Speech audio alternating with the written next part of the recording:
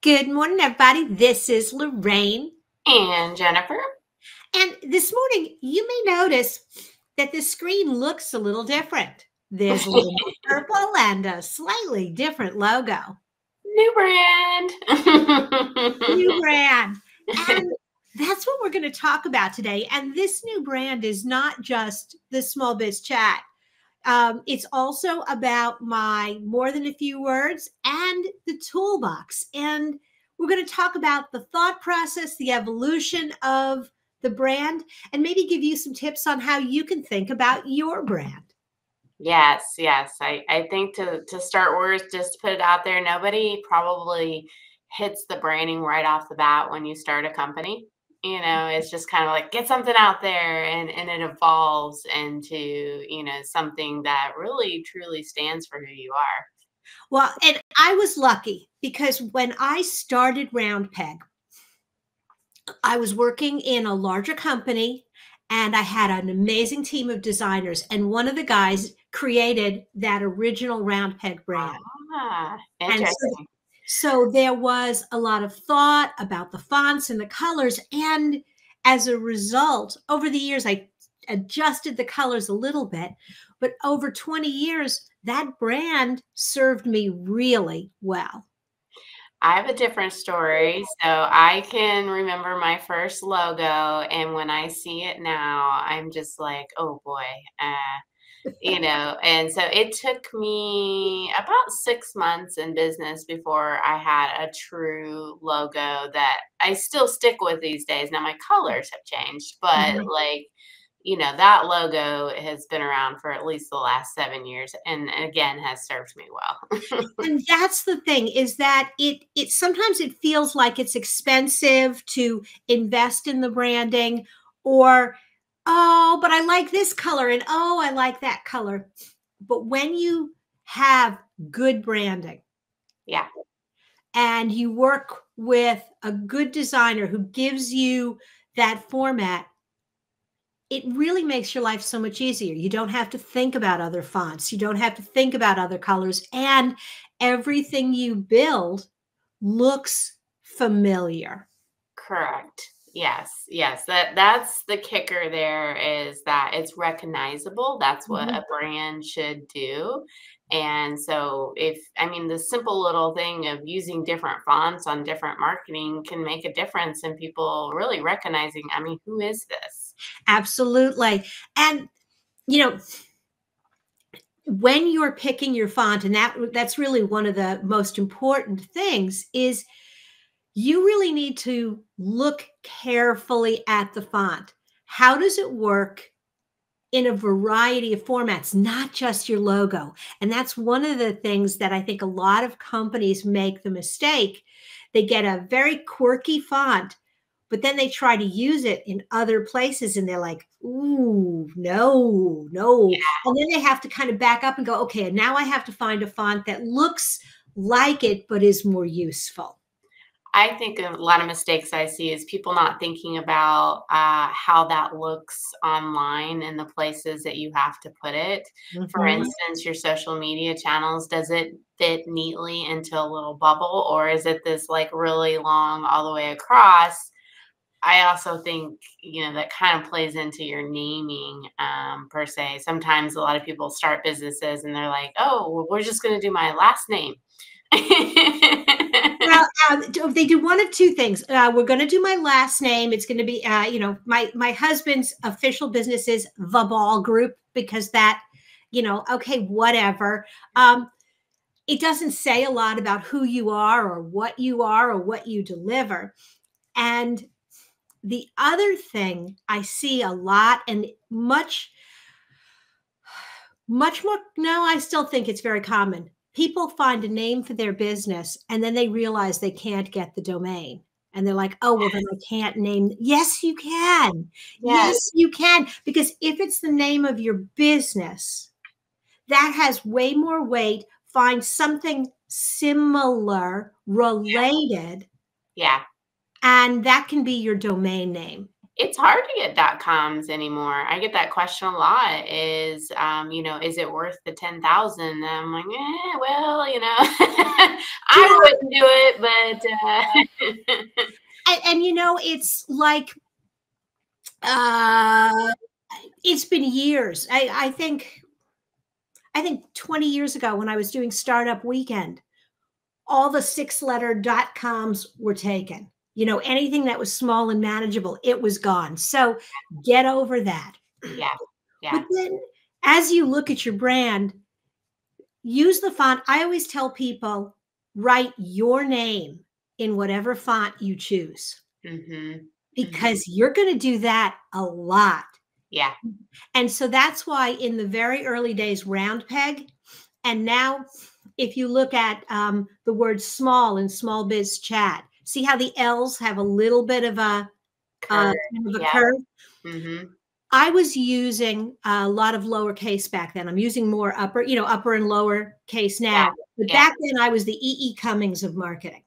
And hmm so if you do L Lorraine ball or L ball in most fonts, it looks like 3 straight lines. You're correct. Yeah.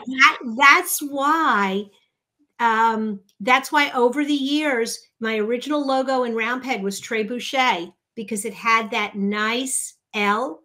Yeah. Um, the other thing I looked for back then that I don't have to care about anymore is um, round peg. The G had attitude.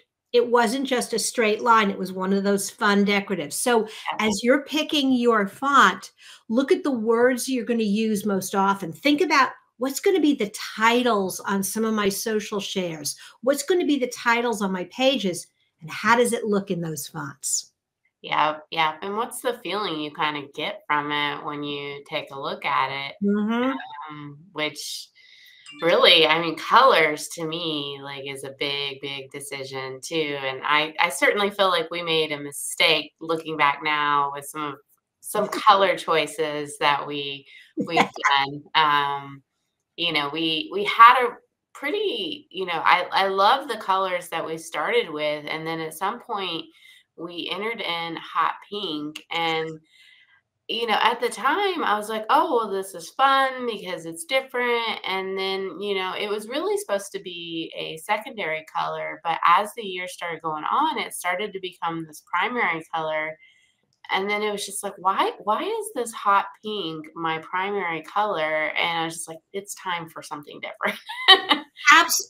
And that's a big part of it. Is there is a difference between primary colors and what I call your accent colors.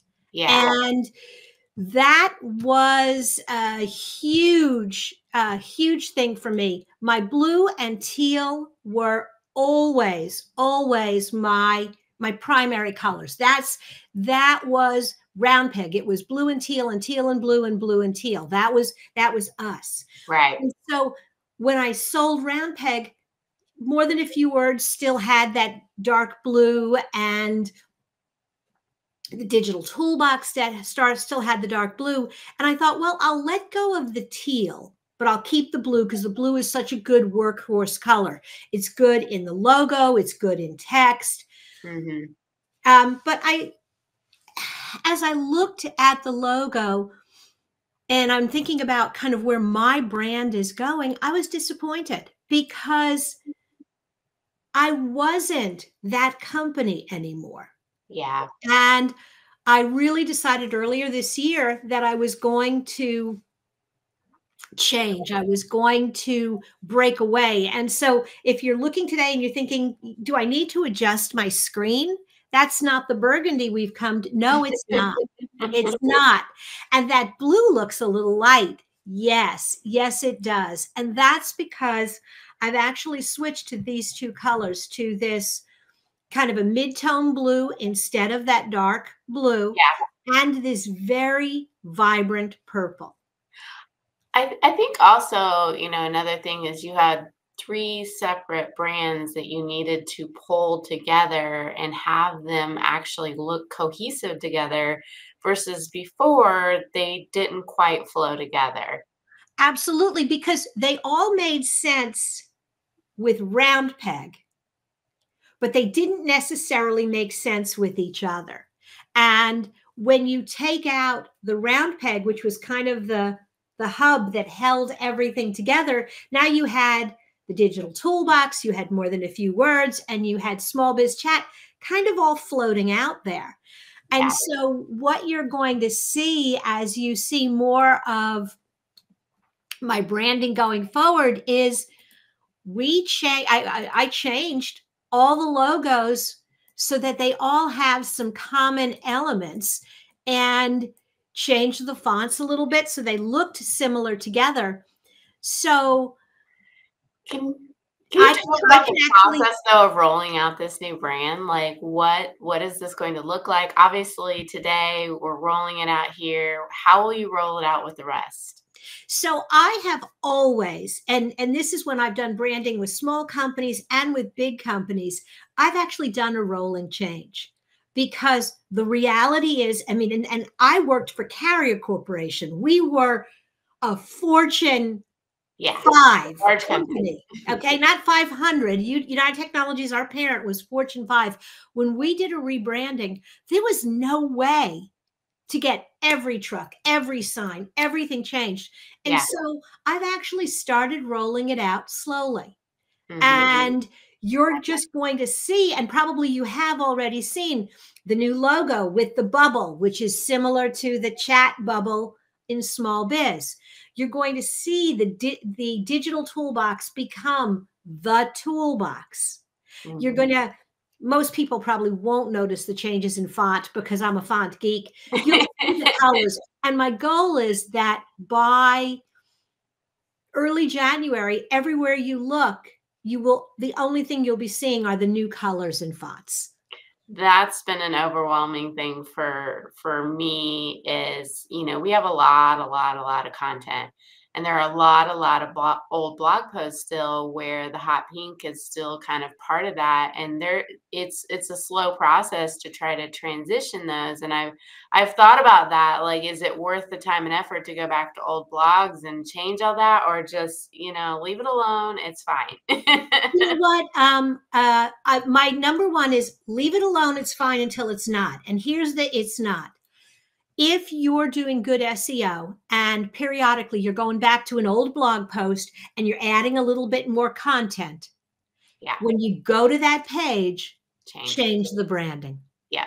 Yeah, that's what we've been doing. That's the method we've been taking. But every time I see it, I kind of cringe now when I see the hot pink. I'm like, oh no, we got to change that like now.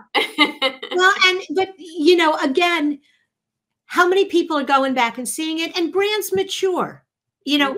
When I owned Round Peg, we went through our very white phase where you had the logo, but everything really looked more like the way the More Than a Few Words website looks now, where everything else was white and gray. Mhm. We went through our very dark blue phase where there was lots of dark blue banners. Yeah. The logo held it together. There was that continuity. Yeah. Um, but the reality is, a lot of those old pages do not get traffic. Well, and the other point I want to bring up is sometimes you need a brand refresh because it's just it's not hitting the mark. It's boring. It's not who you are, like we've said, and it's just let's try something different and kind of get people to pay attention because I've definitely seen some rebrands that have been released where it was a big crash. Like, what are you doing? So, two things to keep in mind about branding, and we can go on. I mean, I could talk about branding for hours, but two things you got to remember. Number one, right about the time that you are sick of your branding is when people start noticing and recognizing it. So it takes Yes. years, people, to build that brand and build that recognition. So don't be changing your brand every 6 months, every year. No. Yeah. This is a change that was 20 years in the making. I had a brand for 20 years. I went through a bumpy transition period, but this is where I am now as long as these business entities exist. I'm done screwing with this. I got other things to work on. Yep, yep. And I would just say one last tip is make sure you have a brand guideline so that when you have other people, Mhm. come into it, they know what they should be using. Absolutely. And that was one of the things I gave you when I was like, okay, here's the new branding. It had all the colors, all the fonts, even instructions on when you use which fonts. Yes, yes. Making it very easy that if somebody else was to come in, they know when to use that. All right. So if it's time for you to work on your brand, if you just want someone to give you an opinion about that or any of your marketing, book an office hours with us. We'd love to chat. Yes, we'd love to chat about it at digitaltoolbox.club. Take care. Bye Bye-bye. now.